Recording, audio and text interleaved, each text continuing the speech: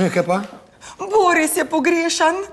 Kako pa to? Ja, ne vem, z Lukatom sta bila morda na neki zabavi, pa je Boris splezal skozi okno, razumeš, zdaj ga pa Luka išče že 3 dni, pa ga nikjer ne najde. Ne.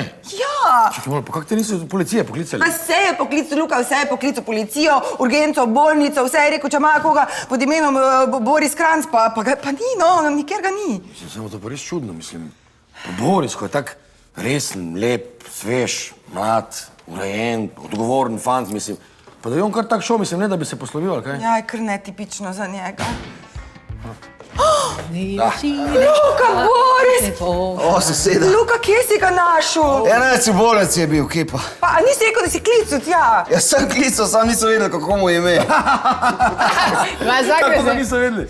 Enajci toliko se ga je napil, da je izgubil dokumente, pa pozabil govoriti slovensko. Kaj dokumente, familija? Pa so ga pa najdel pred faksom, tam se je slačil, pa govoril ne. Kaj pa Ja, nač. Odpeljali so ga na urgenco, pa imeli so ga pod imenom Tujec 7, pa čakali so, da ga Ja, kdo prije eine izkupi. Ausländer 7.